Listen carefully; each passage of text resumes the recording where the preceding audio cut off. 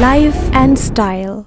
Times of Manipurna Akanana. Thangza numit ki numidang waram pung nipan makai taba matamda santoktuna lakliba TV show Life and Style. Thauramasibu miyeng tabiri ba pumnamakpo adomgi host DAINA na taram nokchari. Ngasigi episode asida top pa personality amakag miyam gidamak khudol tamjage. Mahagasi Khusbu Sorokhaibam. Khusbu na maroina glass painting. Hariba lam asida khut thaduna tongan pa paintings kaya marum amasu puthokchari ngasigi akhanaba episode asida glass painting haibasi karino aduga glass painting gi top pa mahaw amadi magunasna karino haibadu khoi soidana khanghanjage. So guys, stay tuned.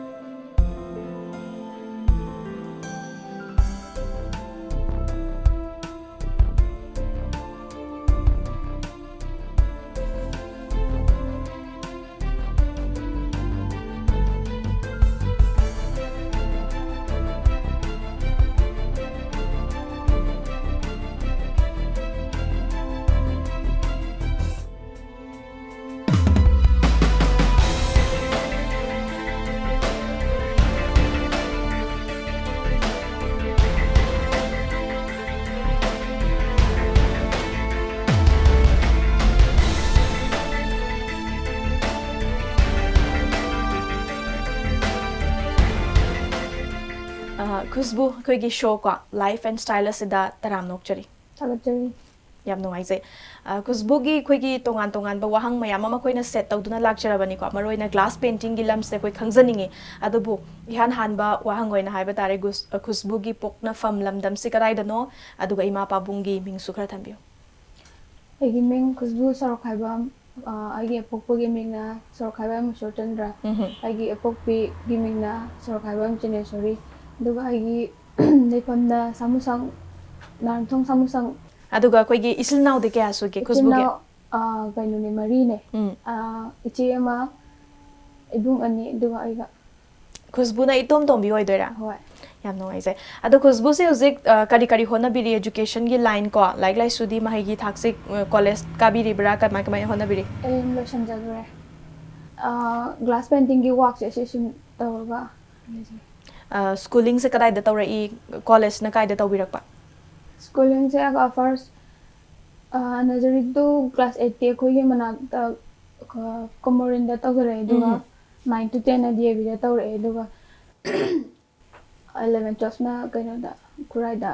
tawre yam nungaise adu Khusbu khoi gi ngasigi episode asida ko glass painting si Manipur da yam toina ude hajariba ko yam tangba dugumlaba pot ama oise ado glass painting haibasi glass ta khak hakpo oigadra hana su khanjai masi karino haibasi khangjage glass painting se koi glass ta direct oina paint to bune direct oina dum tawbo ko aduga glass painting si sana chahi kya surak padai dagi masigi lamsida khongda biraki hai tare ko oza guru kana dagi di tami glass painting si koi any painting ama tawo matam dane kari magi masak sing na kari sangba mamuta na thambiyo glass painting je 2016 dagi sum khaji horaga 2017 dagi koi gi mela ama kangjai bungda tawula da first una puthokri ngai dane isana hadi work tawbase kadai dagi tambira I kamai tawbano painting se pi ngai dagi sum pamagla interest adum yauraga lai duga ai mamana painting se kya haine yarakte imana yarakta ba da ho adi like to na sum tam haning ba do tamdi tamine du su ana painting se sum pi ngai da ko gi ambition hang mo gumba da ina painter ne city dum har lagba adu amo mara sum yarak tre ya da base phana ko na pi ngai da dum last ki notebook ki sum like tar mo su last page da he lai ye eba adu ye ko se ko ma sum khang ba u da bu yam thina haidi ꯆꯩꯕꯗꯣ ꯑꯉꯥꯡ ꯑꯣꯏꯔꯤꯉꯩꯗꯁꯨ ꯀꯤꯕꯅꯤꯅ ꯑꯩꯁꯦ ꯃꯇꯝ ꯈꯔ ꯑꯗꯨꯝ ꯊꯥꯗꯣꯛꯈ꯭ꯔꯦꯕ ꯂꯥꯏ ꯌꯦꯛꯄꯁꯦ ꯃꯔꯛꯇ ꯑꯥ ꯑꯗꯨ ꯊꯥꯗꯣꯛꯈ꯭ꯔꯕ ꯃꯔꯛꯁꯤꯗꯀꯣ gap ꯈꯔꯗꯤ ꯂꯩꯈ꯭ꯔꯦꯀꯣ ꯃꯔꯛꯁꯤꯗꯒꯤ ꯑꯃꯨꯛ ꯑꯩꯈꯣꯏ ꯀꯃꯥꯏꯅ ꯄꯦꯟꯇꯤꯡꯒ ꯑꯩꯈꯣꯏ ꯒ꯭ꯂꯥꯁ ꯄꯦꯟꯇꯤꯡꯒꯁꯨ ꯈꯔ ꯑꯗꯨꯝ ꯃꯥꯟꯅꯩ ꯅꯠꯇ꯭ꯔꯥ ꯍꯣꯏ ꯑꯗꯨꯅ ꯄꯦꯟꯇꯤꯡꯁꯤꯅ ꯇꯣꯉꯥꯟꯅ ꯊꯝꯈ꯭ꯔꯒ ꯃꯔꯨꯑꯣꯏꯅ ꯒ꯭ꯂꯥꯁ ꯄꯦꯟꯇꯤꯡꯁꯦ ꯀꯔꯤ ꯅꯨꯃꯤꯠ ꯊꯥꯗꯒꯤ ꯅꯤꯡꯁꯤꯡꯕꯤꯔꯤꯕ꯭ꯔꯥ ꯀꯃꯥꯏꯅ ꯇꯧꯗꯅ ꯇꯝꯂꯛꯈꯤ ꯇꯝꯒꯦ ꯀꯥꯏꯅ ꯈꯜꯂꯛꯄꯒꯤ ꯋꯥꯈꯜꯂꯣꯟꯁꯦ ꯀꯃꯥꯏꯅ ꯄꯣꯛꯂꯛꯈꯤꯕꯅꯣ ꯐꯥꯔꯁꯇ ꯑꯩꯅ ꯁꯨꯝ ꯂꯥꯏ ꯌꯦꯛꯑꯝꯕꯗꯒꯤ ꯒ꯭ꯂꯥꯁ ꯄꯦꯟꯇꯤꯡꯁꯦ ꯁꯨꯝ ꯈꯜꯂꯨꯗꯦꯕ ꯁꯨꯝ ꯕꯣꯏꯗ ꯁ꯭ꯀꯦꯠꯁ ꯇꯧꯕꯁꯦ ꯁꯤ ꯁꯨꯝ ꯄꯥꯝꯃꯒ ꯂꯥꯛꯄꯅꯤꯅ ꯊꯦꯡꯅꯨꯔꯕꯅꯤꯅ ꯑꯩꯁꯦ ꯑꯃꯈꯛ ꯑꯩꯁꯦ ꯌꯨꯇ꯭ꯌꯨꯕꯇ ꯑꯃꯈꯛ ꯊꯦꯡꯅꯩ ꯒ꯭ꯂꯥꯁ ꯄꯦꯟꯇꯤꯡꯒꯤꯅ ꯑꯗꯨ ꯊꯦꯡꯅꯕꯁꯤꯗ ꯒ꯭ꯂꯥꯁꯇ ꯑꯩꯅ ꯑꯩꯉꯣꯟꯗ ꯌꯥꯝꯅ ꯇꯧꯅꯤꯡꯕ ꯍꯥꯏꯗꯤ ꯌꯦꯛꯅꯤꯡꯕꯁꯦ ꯄꯣꯛꯄ ꯑꯗꯨꯗ ꯑꯩꯁꯦ ꯐꯥꯔꯁ ꯑꯩꯁꯦ ꯍꯥꯟꯅ ꯁꯥꯟꯅꯔꯝꯕꯁꯤꯒꯤ ꯁꯥꯔꯇꯤꯐꯤꯀꯦꯠꯀꯤ ꯀꯩꯀꯩ ꯂꯩꯕꯁꯦ ꯃꯃꯥꯅ ꯐ꯭ꯔꯦꯝ ꯆꯜꯂꯒ ꯂꯩꯌꯦ ꯐ꯭ꯔꯦꯝ ꯆꯜꯂ ꯂꯩꯈꯤꯕꯁꯤꯗ ꯑꯩꯁꯦ ꯑꯉꯥꯡ ꯈꯔ ꯍꯥꯏꯗꯤ ꯒ꯭ꯂꯥꯁ ꯀꯥꯏꯗ ꯂꯩ ꯈꯣꯠꯀꯤ ꯈꯪꯗꯕꯅꯤꯅ ꯑꯗꯨꯒꯤ ꯒ꯭ꯂꯥꯁꯁꯦ ꯂꯧꯊꯣꯛꯑꯒ ꯑꯗꯨꯗ ꯌꯦꯛꯄꯅꯦꯕ ꯏꯁꯥꯒꯤ ꯁꯥꯔꯇꯤꯐꯤꯀꯦꯠ ꯆꯜꯂꯒ ꯂꯩꯔꯝꯕ ꯒ꯭ꯂꯥꯁꯇꯣ ꯁꯥꯔꯇꯤꯐꯤꯀꯦꯠꯁꯤꯗꯒꯤ ꯂꯧꯊꯣꯛꯑꯒ ꯄꯨꯔꯥ ꯂꯧꯊꯣꯛꯑꯒ ꯑꯩꯅ ꯑꯗꯨꯗ ꯍꯥꯟꯅ ꯌꯦꯛꯄ ꯍꯧꯕꯅꯦꯕ ꯌꯦꯛꯄ ꯍꯧꯕꯁꯤꯒꯤ ꯏꯕꯨꯙꯧ ꯄꯥꯈꯪꯕꯒꯤ ꯁꯥꯊꯨꯛ ꯑꯍꯨꯝꯁꯦ ꯁꯤꯗ ꯍꯥꯟꯅ ꯌꯦꯛꯑꯒꯦꯅ ꯑꯩꯁꯦ ꯕꯣꯏꯗ ꯍꯥꯟꯅ ꯌꯦꯛꯊꯣꯛꯑꯦ ꯕꯣꯏꯗ ꯌꯦꯛꯊꯣꯛꯄꯁꯤꯗ ꯑꯩꯈꯣꯏ ꯃꯥꯁꯦ ꯆꯪꯉꯛꯑꯒ ꯑꯗꯨꯀꯥꯟꯗ ꯑꯦꯛꯖꯥꯝ ꯂꯣꯏꯕ ꯇꯥꯏꯃꯤꯡꯁꯨ ꯇꯥꯏꯃꯤꯡꯅꯦꯕ ꯁꯤ ꯀ꯭ꯂꯥꯁ ꯀꯌꯥꯒ ꯇꯝꯃꯤꯒꯦ ꯃꯇꯝꯁꯦ ꯀ꯭ꯂꯥꯁꯁꯦ ꯑꯩ 10ꯗꯤ ꯑꯗꯨꯝ ꯂꯣꯏꯈ꯭ꯔꯦ ꯑꯗꯣ ꯑꯩ 10 ꯂꯣꯏꯔꯒ ꯃꯔꯛꯁꯤ ꯑꯣꯏꯗꯣꯏꯅꯦꯕꯀꯣ ꯏꯁꯥꯒꯤ ꯁꯥꯔꯇꯤꯐꯤꯀꯦꯠ ꯆꯜꯂꯒ ꯂꯩꯕ ꯒ꯭ꯂꯥꯁꯁꯦ ꯂꯧꯊꯣꯛꯑꯒ ꯑꯗꯨꯗ ꯑꯩꯈꯣꯏ ꯄꯦꯟꯇꯤꯡ ꯇꯧꯔꯤꯉꯩꯗ ꯏꯃꯥꯁꯦ ꯆꯪꯉꯛꯇꯣꯏꯅꯦꯕ ꯋꯥꯔꯤ ꯃꯈꯥ ꯇꯥꯕꯤꯌꯨ ꯒ꯭ꯂꯥꯁꯁꯦ ꯗꯥꯏꯔꯦꯛ ꯌꯦꯛꯇ꯭ꯔꯤꯉꯩꯁꯤꯗ ꯕꯣꯏꯗ ꯍꯥꯟꯅ ꯌꯦꯛꯄ ꯆꯪꯉꯦꯕ ꯕꯣꯏꯗ ꯌꯦꯛꯏꯉꯩꯁꯤꯗ ꯑꯩꯈꯣꯏ ꯃꯥꯁꯦ ꯆꯪꯉꯛꯄ ꯍꯥꯏꯇꯥꯔꯦ ꯂꯥꯏ ꯌꯦꯛꯇꯣꯏꯕ ꯀꯩꯅꯣꯗꯨꯅ ꯕꯣꯏ ꯀꯩꯅꯣꯗꯨꯅ ꯂꯥꯏ ꯏꯔꯗꯤ ꯀꯌꯥꯝ ꯐꯅꯤ ꯈꯣꯠꯅꯤ ꯀꯥꯏꯅ ꯍꯥꯏꯗꯤ ꯂꯥꯏ ꯌꯦꯛꯄ ꯁꯨꯡꯌꯥ ꯌꯥꯗꯕ ꯍꯥꯏꯇꯥꯔꯦ ꯑꯗꯨꯃꯥꯏꯅ ꯇꯧꯕꯗꯩ ꯑꯩꯁꯦ ꯑꯩꯈꯣꯏ ꯃꯥꯁꯦ ꯌꯥꯝ ꯐꯠꯇꯕꯩ ꯋꯥꯁꯨ ꯅꯠꯇꯕ ꯄꯥꯝꯖꯩꯗꯨꯒꯗꯤ ꯑꯩꯒꯗꯤ ꯄꯨꯔꯥ ꯇꯩꯌꯣꯟꯅꯕꯗꯣ ꯑꯗꯨ ꯍꯣꯠꯅꯔꯦ ꯑꯗꯨꯒ ꯑꯩꯁꯦ ꯁꯥꯎꯕꯁꯦ ꯑꯩꯁꯨ ꯁꯨꯝ ꯁꯥꯎꯅꯤꯡꯉꯕꯅꯤꯅ ꯑꯩꯁꯦ ꯆꯔꯥꯒ ꯍꯦꯟꯗꯅꯒ ꯇꯧꯔꯦ ꯑꯗꯨ ꯀꯣꯟꯅ ꯆꯔꯥꯗꯤ ꯍꯦꯜꯂꯁꯨ ꯑꯩꯗꯤ ꯁꯨꯝ ꯌꯦꯛꯇꯤ ꯑꯗꯨꯝ ꯌꯦꯛꯏꯑꯕ ꯑꯗꯨ ꯃꯣꯏ ꯀꯧꯉꯥꯡ ꯈꯨꯝꯗꯕꯤꯗ ꯑꯗꯨꯝ ꯂꯩꯔꯦ ꯑꯩꯁꯦ ꯑꯗꯨꯒ ꯒ꯭ꯂꯥꯁꯁꯦ ꯉꯁꯥꯏꯒꯤꯁꯤꯗ ꯌꯦꯛꯑꯦ ꯑꯩ ꯑꯃꯨꯛ ꯀꯩꯗꯧꯗꯣꯏꯅꯣ ꯍꯥꯏꯕꯁꯦ ꯁꯨꯡꯍꯥꯏ ꯍꯥꯏꯗꯣꯛꯇ꯭ꯔꯦꯕ ꯇꯧꯔ ꯂꯣꯏꯔꯀꯥꯟ ꯈꯪꯒꯅꯤ ꯍꯥꯏꯔꯒ ꯑꯗꯨꯝ ꯑꯩꯁꯨ ꯇꯨꯃꯤꯟ ꯂꯩꯔꯦꯕ ꯁꯥꯎꯁꯨ ꯁꯥꯎꯔꯦꯅꯤꯅ ꯑꯩꯁꯦ ꯌꯦꯛꯑꯦ ꯑꯗꯨꯃꯥꯏꯅ ꯒ꯭ꯂꯥꯁꯇ ꯑꯗꯨꯒ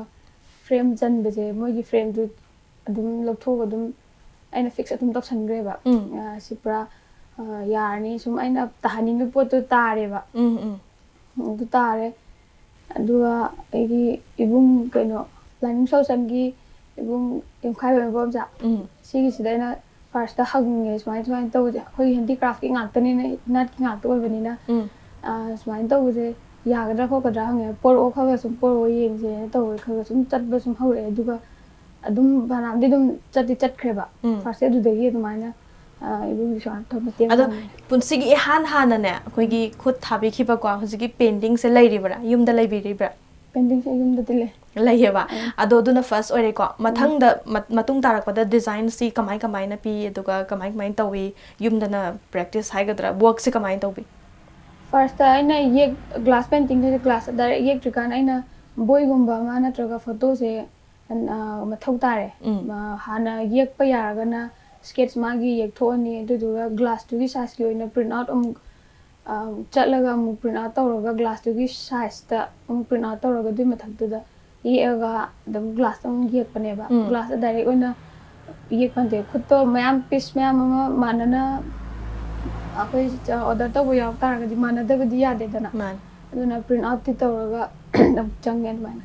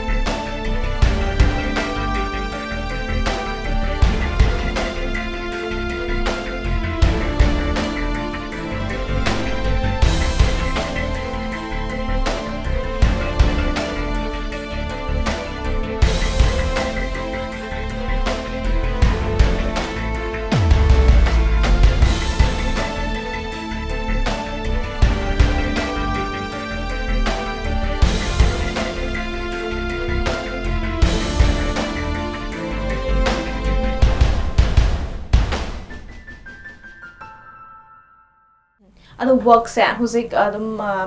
ꯅꯣꯡꯃꯗ ꯅꯨꯡꯇꯤꯒꯤ ꯑꯗꯨꯃꯛ ꯍꯥꯏꯔꯤꯕ ꯋꯥꯔꯛꯁꯦ ꯑꯗꯨꯝ ꯇꯧꯕꯤꯕ꯭ꯔꯥ ꯄꯨꯡ ꯀꯌꯥꯒꯗꯤ ꯀꯥꯏꯊꯣꯛꯄꯤ ꯀꯃꯥꯏ ꯇꯧꯔꯦ ꯋꯥꯛꯁꯦ ꯃꯔꯛꯇ ꯂꯦꯞꯄꯁꯨ ꯌꯥꯎꯋꯦ ꯑꯩꯒꯤ ꯑꯇꯣꯞꯄ ꯊꯕꯛꯅ ꯀꯩꯅ ꯑꯅꯝꯕꯅꯗꯤ ꯅꯨꯡꯗꯥꯡꯅ ꯑꯅꯝꯕ ꯌꯦꯛꯑꯦ ꯑꯌꯨꯛ ꯃꯉꯝ ꯏꯁꯥꯟ ꯁꯥꯟꯗꯕꯗꯧꯅ ꯇꯧꯕ ꯅꯨꯡꯗꯥꯡ ꯌꯧꯔꯒꯗꯤ ꯏꯊꯟꯗꯁꯨ ꯑꯣꯏꯕꯅꯤꯅ ꯑꯗꯨꯝ ꯅꯨꯡꯗꯥꯡꯅ ꯑꯗꯨꯝ ꯑꯅꯝꯕ ꯌꯦꯛꯑꯦ ꯄꯨꯡ ꯀꯌꯥ ꯐꯥꯎꯕꯗꯤ ꯑꯩꯈꯣꯏꯒꯤ ꯋꯥꯔꯛꯁꯦ ꯄꯥꯏꯕꯤꯕꯒꯦ ꯑꯩꯈꯣꯏ ꯑꯣꯔꯗꯔ ꯈꯔ ꯌꯥꯝꯃꯒꯗꯤ ꯄꯨꯡ 2 ꯇꯥꯕ ꯌꯥꯎꯋꯤ 3 ꯇꯥꯕ ꯌꯥꯎꯋꯤ ꯇꯨꯝꯕꯗ ꯑꯗꯣ ꯏꯁꯥ ꯏꯊꯣꯟꯗ ꯑꯣꯏꯗꯣꯏꯔꯥꯀꯣ ꯈꯨꯁꯕꯨ ꯏꯊꯟꯗꯅ ꯋꯥꯔꯛꯁꯦ ꯇꯧꯕꯤꯕ꯭ꯔꯥ ꯌꯨꯝꯗ ꯏꯆꯤꯜ ꯏꯅꯥꯎ ꯑꯇꯣꯞꯄ ꯌꯥꯎꯕꯤꯕ꯭ꯔꯥ ꯈꯨꯁꯕꯨꯒꯤ ꯃꯈꯥꯗꯗꯤ ꯈꯤꯇꯪ ꯍꯦꯜꯞ ꯇꯧꯅꯅꯕ ꯃꯇꯦꯡ ꯄꯥꯡꯅꯅꯕ ꯂꯩꯕꯤꯕ꯭ꯔꯥ ꯑꯗꯨꯒꯤꯗꯤ ꯁꯨꯡꯂꯩ ꯂꯩꯇ꯭ꯔꯦ ꯑꯗꯨ ꯌꯦꯛ ꯂꯣꯏꯔꯒ ꯑꯃꯨꯛ ꯐ꯭ꯔꯦꯝꯁꯨ ꯆꯟꯗꯣꯏꯅꯦꯕ ꯐ꯭ꯔꯦꯝꯁꯨ ꯑꯃꯨꯛ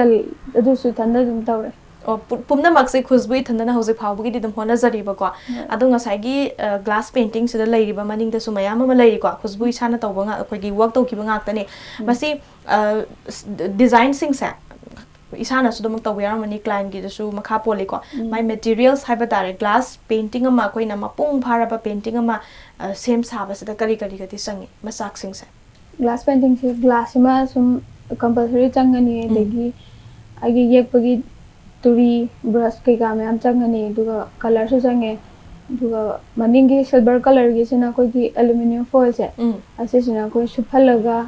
ꯃꯥꯒꯤ ꯃꯌꯦꯛ ꯑꯁꯨꯞꯄꯒꯤ ꯃꯌꯦꯛꯁꯤꯅ ꯑꯣꯏꯅ ꯃꯉꯣꯟꯗ ꯍꯥꯞꯄ ꯀꯥꯟꯗ ꯕ꯭ꯂꯦꯛꯁꯤꯒ ꯇꯧꯔꯒ ꯃꯄꯨꯡ ꯐꯥꯍꯟꯕ ꯑꯣꯏ ꯍꯥꯏꯇꯥꯔꯦ ꯄꯦꯟꯇꯤꯡꯁꯦ ꯂꯣꯏꯔꯕ ꯃꯇꯨꯡꯗ ꯑꯃꯨꯛ ꯐ꯭ꯔꯦꯃꯤꯡꯁꯤꯁꯨ ꯏꯊꯟꯗ ꯑꯗꯨꯝ ꯇꯧꯖꯩꯀꯣ ꯃꯁꯤ ꯀꯂꯔꯁꯤꯅ ꯀꯃꯥꯏꯅ ꯇꯧꯕꯅꯣ ꯁꯤꯗ ꯂꯩꯔꯤꯁꯤ ꯀꯂꯔꯒꯨꯝꯕ ꯌꯥꯎꯕꯤꯕ꯭ꯔꯥ ꯃꯁꯤ ꯀꯂꯔ ꯍꯥꯏꯁꯦ ꯃꯆꯨ ꯇꯣꯉꯥꯟꯕ ꯑꯣꯏꯗꯣꯏꯔꯥ ꯑꯩꯈꯣꯏꯅ ꯁꯤꯗ ꯎꯏꯁꯤꯗꯤ ꯁꯤꯜꯚꯔ ꯐꯣꯏꯜ ꯀꯣ ꯒ꯭ꯂꯥꯁ ꯑꯃ ꯎꯔꯦ ꯄ꯭ꯂꯁ ꯐ꯭ꯔꯦꯃꯤꯡ ꯂꯩꯔꯦ ꯕ꯭ꯂꯦꯛ ꯀꯩꯅꯣ ꯑꯃ ꯂꯩꯖꯔꯦꯀꯣ ꯕ꯭ꯂꯦꯛ ꯁꯤꯠ ꯍꯥꯏꯒꯗ꯭ꯔꯥ ꯃꯁꯤ ꯀꯂꯔꯁꯤꯅ ꯑꯃꯨꯛ ꯀꯃꯥꯏꯅ ꯇꯧꯋꯦ ꯈꯦꯠꯅꯕ꯭ꯔꯥ ꯀꯃꯥꯏꯅ ꯇꯧꯋꯤ ꯀꯂꯔꯁꯦ ꯑꯁꯤꯒꯤ ꯂꯪꯈꯠꯄ ꯌꯥꯎꯔꯤꯁꯦ ꯀꯂꯔꯗ ꯑꯣꯏꯔꯗꯤ ꯂꯪꯈꯠꯄ ꯌꯥꯎꯔꯔꯣꯏ ꯑꯗꯣ ꯁꯤꯒꯤ ꯂꯪꯈꯠꯂꯤꯁꯤꯅ ꯑꯃꯨꯛ ꯃꯩ ꯈꯤꯇꯪꯒ ꯃꯝꯃꯒ ꯃꯩ ꯈꯤꯇꯪ ꯃꯩꯉꯥꯟ ꯐꯪꯕꯗ ꯃꯥꯅ ꯍꯦꯟꯅ ꯃꯉꯥꯜꯁꯦ ꯊꯣꯛꯑꯒ ꯂꯩꯌꯦ ꯀꯂꯔꯒꯤꯗꯨꯅ ꯃꯉꯥꯜ ꯑꯝꯇ ꯊꯣꯛꯑꯔꯣꯏ ꯀꯂꯔꯒꯤꯁꯦ ꯃꯤꯒꯤ ꯑꯄꯥꯝꯕꯒꯤ ꯃꯇꯨꯡ ꯏꯜꯂꯦ ꯌꯥꯝ ꯅꯨꯡꯉꯥꯏꯖꯩ ꯃꯔꯨꯑꯣꯏꯅ ꯄꯦꯟꯇꯤꯡꯁꯤꯡꯁꯦ ꯍꯧꯖꯤꯛ ꯐꯥꯎꯕꯒꯤꯗꯤ ꯂꯥꯏꯅꯤꯡ ꯁꯣꯂꯨꯁꯟ ꯀꯣ ꯃꯐꯝꯁꯤꯗꯁꯨ ꯉꯁꯤꯒꯤ ꯄ꯭ꯔꯣꯒ꯭ꯔꯥꯝꯁꯤ ꯑꯩꯈꯣꯏ ꯄꯥꯡꯊꯣꯛꯆꯔꯤꯕꯁꯤ ꯃꯐꯝ ꯑꯁꯤꯗꯅꯤ ꯃꯁꯤꯗꯗꯤ ꯈꯨꯁꯕꯨꯒꯤ ꯂꯩꯔꯤꯕ ꯄꯦꯟꯇꯤꯡꯁꯤꯡꯁꯦ ꯂꯩꯖꯔꯦ ꯑꯇꯣꯞꯄ ꯃꯐꯝꯗꯗꯤ ꯀꯃꯥꯏꯅ ꯇꯧꯋꯤ ꯑꯦꯛꯖꯤꯕꯤꯁꯟꯁꯀꯨꯝꯕ ꯌꯥꯎꯕꯤꯕ꯭ꯔꯥ ꯀꯔꯤ ꯁꯦꯝ ꯁꯥꯕꯤꯔꯤ ꯑꯦꯛꯖꯤꯕꯤꯁꯟꯗꯤ ꯑꯃꯨꯛ ꯀꯩꯅꯣ ꯇꯧꯗ꯭ꯔꯦ ꯑꯗꯣ 2017ꯒꯤ ꯇ꯭ꯔꯦꯠꯁꯨ ꯃꯦꯂꯥꯗꯨꯗ ꯐꯥꯔꯁ ꯑꯣꯏꯅ ꯐꯥꯔꯁ ꯑꯣꯏꯅ ꯑꯩꯒꯤ ꯄꯨꯊꯣꯛꯄ ꯑꯩꯒꯤ ꯏꯕꯨꯡꯁꯤꯒ ꯇꯧꯔꯒ ꯐꯥꯔꯁ ꯑꯣꯏꯅ ꯄꯨꯊꯣꯛꯄ ꯑꯣꯏꯔꯦ ꯁꯦꯀꯦꯟꯅ 2018ꯒꯤ ꯁꯉꯥꯏ ꯐꯦꯁꯇꯤꯚꯦꯜ ꯑꯣꯏꯔꯦ ꯑꯗꯨꯒ ꯂꯝꯕꯣꯏ ꯈꯣꯡꯅꯥꯡꯈꯣꯡꯒꯤ ꯃꯦꯂꯥꯒꯤꯗ ꯑꯃꯨꯛ ꯄꯨꯊꯣꯛꯈ꯭ꯔꯦ 3 ꯄꯨꯊꯣꯛꯈ꯭ꯔꯦ ꯑꯇꯣꯞꯄꯗꯤ ꯍꯦꯟꯅ ꯀꯩꯅꯣ ꯇꯧꯗ꯭ꯔꯦ ꯑꯗꯨꯗ ꯍꯧꯖꯤꯛꯁꯦ ꯁꯉꯥꯏ ꯐꯦꯁꯇꯤꯚꯦꯜꯁꯨ ꯌꯧꯁꯤꯜꯂꯛꯇꯣꯔꯦ ꯏꯀꯨꯏ ꯀꯨꯏꯁꯤꯜꯂꯛꯇ꯭ꯔꯕꯅꯤ ꯀꯔꯤ ꯁꯦꯝ ꯁꯥꯕꯤꯔꯤ ꯍꯟꯗꯛꯀꯤ ꯑꯣꯏꯅꯗꯤ ꯁꯉꯥꯏ ꯐꯦꯁꯇꯤꯚꯦꯜꯁꯦ ꯌꯥꯎꯔꯔꯣꯏꯅ ꯀꯩꯅꯣ ꯇꯧꯈ꯭ꯔꯦ ꯀꯔꯤ ꯃꯔꯝꯒꯤꯅꯣ ꯈꯨꯁꯕꯨ ꯃꯇꯝꯁꯨ ꯇꯦꯟꯁꯤꯜꯂꯛꯄꯒ ꯃꯇꯝꯁꯨ ꯌꯥꯝꯅ ꯍꯥꯟꯅꯗꯤ 10 days ꯐꯪꯉꯝꯕꯗꯣ ꯍꯧꯖꯤꯛꯇꯤ 7 days ꯃꯨꯛꯇꯪ ꯇꯦꯟꯁꯤꯟꯈ꯭ꯔꯦ ꯍꯧꯖꯤꯛ ꯑꯇꯣꯞꯄ ꯊꯕꯛꯀꯨꯝꯕꯁꯨ ꯑꯗꯨꯝ ꯂꯩꯕꯀꯣ ꯂꯩ ꯑꯗꯨꯗꯨ ꯇꯁꯦꯡꯅ ꯇꯧꯗ꯭ꯔꯤꯉꯩꯗꯒꯤ ꯌꯥꯎꯔꯔꯣꯏꯅ ꯑꯗꯨꯝ ꯈꯟꯈ꯭ꯔꯦꯕ ꯍꯟꯗꯛꯀꯤꯁꯤꯗꯤ ꯌꯥꯎꯔꯔꯣꯏ ꯃꯊꯪꯒꯤ ꯑꯣꯏꯅ ꯃꯄꯨꯡ ꯐꯥꯅ ꯁꯦꯝ ꯁꯥꯕꯤꯒꯦꯅ ꯈꯟꯕꯤꯔꯤ ꯈꯨꯁꯕꯨ ꯑꯗꯣ ꯈꯨꯁꯕꯨ ꯃꯃꯥꯡꯒꯤ ꯑꯩꯈꯣꯏꯒꯤ ꯁꯉꯥꯏ ꯐꯦꯁꯇꯤꯚꯦꯜꯁꯤꯡꯗꯀꯣ ꯅꯠꯇ꯭ꯔꯒ ꯑꯩꯈꯣꯏ ꯁꯤꯒꯨꯝꯕ ꯁꯣꯁꯤꯗ ꯈꯨꯁꯕꯨꯒꯤ ꯋꯥꯔꯛꯁꯤꯡꯁꯦ ꯎꯔꯕ ꯃꯇꯝꯗꯅꯦ ꯀ꯭ꯂꯥꯏꯟꯁꯤꯡꯅ ꯀꯔꯤꯒꯗꯤ ꯍꯥꯏꯕꯤꯔꯛꯏ ꯃꯁꯤ ꯇꯣꯞꯄꯁꯨ ꯑꯣꯏꯀꯣ ꯀꯃꯥꯏꯅ ꯊꯝꯕꯤꯔꯛꯏ ꯇꯣꯉꯥꯟꯁꯨ ꯇꯣꯉꯥꯟꯕ ꯑꯣꯏꯕꯅꯤꯅ ꯃꯌꯥꯝ ꯑꯃ ꯑꯩꯉꯣꯟꯗꯁꯨ ꯑꯍꯟꯒꯨꯝꯕ ꯈꯔ ꯀꯩ ꯍꯥꯏꯅꯤ ꯑꯥꯔꯠꯀꯤ ꯈꯔ ꯃꯁꯥꯗ ꯀꯩꯅꯣ ꯌꯥꯎꯖꯕ ꯈꯔꯗꯤ ꯌꯥꯝꯅ ꯊꯥꯒꯠꯄꯤꯔꯝꯃꯦ ꯑꯗꯨꯒ ꯀꯩꯁꯨ ꯈꯪꯗꯕꯅꯗꯤ ꯀꯩꯅꯣ ꯇꯧꯗ꯭ꯔꯦ ꯀꯩ ꯍꯥꯏꯅꯤ ꯏꯟꯇꯔꯦꯁꯇꯣ ꯂꯩꯔꯁꯨ ꯃꯃꯜ ꯇꯥꯡꯉꯤ ꯀꯥꯏꯅ ꯍꯥꯏꯔꯝꯕꯒꯨꯝꯕ ꯃꯃꯜꯁꯤꯁꯨ ꯑꯩꯈꯣꯏꯒꯤ ꯄꯦꯟꯇꯤꯡ ꯑꯇꯣꯞꯄꯗꯧꯅ ꯌꯥꯝ ꯀꯟꯅ ꯇꯥꯡꯗꯕ ꯃꯌꯥꯝꯒꯤ ꯅꯣꯔꯃꯦꯜ ꯄꯤꯄꯜꯅ ꯁꯨꯝ ꯂꯩꯕ ꯉꯝꯕꯒꯤ ꯆꯥꯡꯗ ꯑꯣꯏꯅ ꯈꯟꯖꯔꯒ ꯇꯧꯕꯅꯦ ꯁꯤꯐꯥꯎꯗ ꯁꯨꯝ ꯇꯥꯡꯉꯦ ꯑꯗꯨꯝ ꯍꯥꯏꯕꯁꯨ ꯑꯗꯨꯝ ꯌꯥꯎꯋꯦ ꯃꯥꯅꯤ ꯃꯤꯒꯤ ꯃꯈꯥ ꯄꯣꯜꯂꯦꯀꯣ ꯍꯣꯏ ꯑꯄꯥꯝꯕ ꯃꯤꯅꯗꯤ ꯌꯥꯝ ꯄꯥꯝꯅ ꯂꯩꯈꯤꯕꯗꯗꯤ ꯃꯃꯜ ꯑꯩꯈꯣꯏꯒꯤ ꯑꯥꯔꯠ ꯍꯥꯏꯕꯁꯤꯗꯕꯨ ꯃꯃꯜ ꯂꯦꯞꯄ ꯌꯥꯗꯦꯕ ꯌꯥꯝ ꯅꯨꯡꯉꯥꯏꯖꯩ ꯑꯗꯣ ꯍꯧꯖꯤꯛꯁꯤꯗꯤ ꯄ꯭ꯔꯣꯐꯦꯁꯅꯦꯜꯂꯤ ꯑꯣꯏꯅꯁꯨ ꯆꯪꯁꯤꯟꯕꯤꯔꯕꯅꯤꯅꯀꯣ ꯄꯦꯟꯇꯤꯡꯁꯤꯡꯁꯦ ꯃꯥꯒꯤ ꯁꯥꯏꯖꯁꯨ ꯂꯩꯔꯤ ꯑꯆꯧꯕ ꯑꯄꯤꯛꯄ ꯂꯨꯄꯥ ꯀꯌꯥꯗꯒꯤꯅ ꯀꯌꯥ ꯐꯥꯎꯕ ꯄꯦꯟꯇꯤꯡ ꯐꯥꯎꯕꯗ ꯉꯁꯤ ꯐꯥꯎꯕꯗ ꯑꯩꯈꯣꯏꯒꯤ ꯈꯨꯁꯕꯨꯅ ꯈꯨꯠ ꯊꯥꯕꯤꯈ꯭ꯔꯕꯒꯦ ꯄꯦꯟꯇꯤꯡꯁꯦ ꯁꯥꯏꯖꯀꯤ ꯃꯇꯨꯡ ꯏꯜꯂꯦ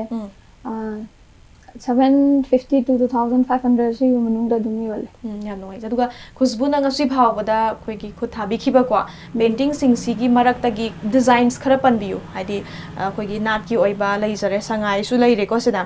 ꯑꯩꯈꯣꯏ ꯄꯣꯂꯣ ꯁꯒꯣꯜ ꯀꯥꯡꯖꯩ ꯀꯣ ꯃꯥꯏ ꯇꯣꯉꯥꯟ ꯇꯣꯉꯥꯟꯕ ꯑꯩꯈꯣꯏꯒꯤ ꯃꯦꯁꯦꯖ ꯄꯤꯔꯤ ꯑꯇꯣꯞꯄ ꯀꯔꯤ ꯗꯤꯖꯥꯏꯟꯁꯤꯡ ꯍꯥꯏꯇꯥꯔꯦ ꯏꯁꯥꯅ ꯄꯥꯏꯕꯤꯈꯤꯕ ꯈꯔ ꯊꯝꯕꯤꯌꯨꯅꯦ ꯃꯦꯟꯁꯟ ꯇꯧꯕꯤꯌꯨ ꯌꯦꯛꯄꯁꯦ ꯑꯩꯈꯣꯏꯒꯤ ꯏꯅꯥꯠꯀꯤ ꯉꯥꯛꯇ ꯑꯇꯣꯞꯄꯒꯗꯤ ꯑꯩ ꯌꯥꯟꯁꯟꯅꯗ꯭ꯔꯦ ꯃꯩꯇꯩꯒꯤ ꯉꯥꯛꯇ ꯈꯝꯕ ꯊꯣꯏꯕꯤꯕꯨ ꯑꯣꯏꯔꯁꯨ ꯕꯤꯗꯧ ꯑꯈꯪꯕ ꯑꯗꯨꯒ ꯑꯩꯈꯣꯏꯒꯤ ꯁꯂꯥꯏꯒꯤ ꯂꯩꯔꯦ ꯁꯉꯥꯏ ꯑꯅꯤ ꯑꯩꯈꯣꯏꯒꯤ ꯁꯨꯝ ꯅꯣꯡꯏꯟ ꯌꯥꯝꯃꯦ ꯑꯗꯨꯝ ꯏꯁꯥꯒꯤ ꯅꯥꯠꯇ ꯑꯣꯏꯅ ꯑꯌꯥꯝꯕ ꯑꯣꯏꯅ ꯑꯇꯣꯞꯄ ꯑꯝꯇ ꯀꯩꯅꯣ ꯌꯥꯟꯁꯤꯟꯖꯗꯦ ꯑꯗꯨꯒ ꯑꯩꯈꯣꯏꯒꯤ ꯀꯅꯥꯒꯨꯝꯕ ꯀꯣ ꯀ꯭ꯂꯥꯏꯟ ꯑꯃꯅ ꯈꯨꯁꯕꯨꯒꯤ ꯋꯥꯔꯛꯁꯤꯗꯤ ꯌꯥꯝ ꯄꯥꯝꯖꯕ ꯑꯗꯨꯒ ꯑꯩꯈꯣꯏꯒꯤ ꯀꯩ ꯍꯥꯏꯇꯥꯔꯦ ꯁꯤꯅꯔꯤꯒꯨꯝꯕ ꯐꯖꯕꯒꯨꯝꯕ ꯍꯥꯏꯇꯥꯔꯦ ꯑꯗꯨꯒ ꯃꯁꯥꯒꯤ ꯑꯣꯏꯕ ꯅꯠꯇ꯭ꯔꯒ ꯐꯣꯇꯣꯒꯨꯝꯕ ꯑꯩꯒꯤ ꯁꯤꯃ ꯄꯥꯝꯖꯩꯒ ꯍꯥꯏꯔꯒꯗꯤ ꯑꯗꯨꯝ ꯄꯥꯏꯕꯤꯕ꯭ꯔꯥ ꯑꯗꯨꯝ ꯑꯗꯨꯒꯤ ꯃꯤꯒꯤ ꯃꯁꯥꯒꯤ ꯑꯣꯏꯅ ꯂꯥꯛꯑꯒꯗꯤ ꯄꯣꯔꯇ꯭ꯔꯦꯠꯀꯨꯝꯕ ꯃꯁꯥꯒꯤ ꯐꯣꯇꯣꯒꯨꯝꯕ ꯇꯣꯉꯥꯟꯅ ꯁꯤꯡꯉꯒꯗꯤ ꯑꯇꯣꯞꯄ ꯑꯗꯨꯝ ꯄꯥꯏ ꯈꯨꯁꯕꯨꯅ ꯊꯝꯕꯤꯕꯗ ꯑꯩꯈꯣꯏꯒꯤ ꯗꯤꯖꯥꯏꯟꯁꯤꯡꯁꯤ ꯃꯔꯨꯑꯣꯏꯅ ꯏꯅꯥꯠꯀ ꯃꯔꯤ ꯂꯩꯅꯕ ꯗꯤꯖꯥꯏꯟ ꯉꯥꯛꯇꯅ ꯈꯣꯏꯗꯥꯖꯩꯀꯣ ꯑꯗꯨꯕꯨ ꯈꯪꯖꯅꯤꯡꯂꯤꯁꯤ ꯄꯦꯟꯇꯤꯡꯁꯤꯡꯁꯦ ꯑꯩꯈꯣꯏꯅ ꯌꯦꯡꯖꯕ ꯃꯇꯝꯗ ꯍꯥꯏꯐꯦꯠꯁꯨ ꯃꯥꯟꯅꯕꯁꯨ ꯑꯗꯨꯃꯛ ꯌꯥꯎꯖꯩꯀꯣ ꯑꯗꯨꯅ ꯃꯁꯤ ꯀꯟꯁꯦꯞ ꯅꯠꯇ꯭ꯔꯒ ꯊꯤꯝꯁꯦ ꯏꯁꯥꯅ ꯑꯗꯨꯝ ꯊꯤꯖꯤꯟ ꯈꯣꯠꯆꯟꯕꯤꯕ꯭ꯔꯥ ꯀꯅꯥꯒꯨꯝꯕ ꯑꯃꯅ ꯂꯥꯛꯑꯒꯅ ꯀꯃꯥꯏꯅ ꯇꯧꯕ ꯃꯁꯤ ꯃꯄꯨꯡ ꯍꯥꯏꯗꯤ ꯃꯔꯤꯛ ꯆꯨꯝꯅ ꯈꯔ ꯊꯝꯕꯤꯌꯨ ꯑꯌꯥꯝꯕꯅꯗꯤ ꯁꯤꯒꯤ ꯋꯥꯈꯜꯂꯣꯟꯁꯦ ꯑꯩꯈꯣꯏ ꯊꯤꯝ ꯄꯨꯕ ꯑꯣꯏꯔꯒꯅ ꯏꯁꯥꯅ ꯌꯦꯛꯄ ꯑꯣꯏꯔꯦ ꯑꯗꯨꯒ ꯀꯁꯇꯃꯔꯅ ꯑꯄꯥꯝꯕ ꯁꯤꯁꯦ ꯌꯦꯛꯄꯤꯌꯣ ꯍꯥꯏꯕꯗꯨꯗꯤ ꯑꯩ ꯑꯗꯨꯃꯥꯏꯅ ꯑꯗꯨꯝ ꯌꯦꯛꯑꯦ ꯃꯥꯟꯅꯕ ꯌꯥꯎꯔꯤꯁꯤꯡꯁꯦ ꯑꯗꯨꯒ ꯑꯅꯝꯕꯗꯤ ꯑꯩꯅ ꯌꯦꯛꯑꯒ ꯑꯃꯨꯛ ꯋꯥꯈꯜꯂꯣꯟ ꯄꯨꯊꯣꯛꯑꯒ ꯑꯗꯨꯃꯥꯏꯅ ꯇꯧꯔꯒ ꯌꯦꯛꯄꯅ ꯑꯅꯝꯕꯅꯦ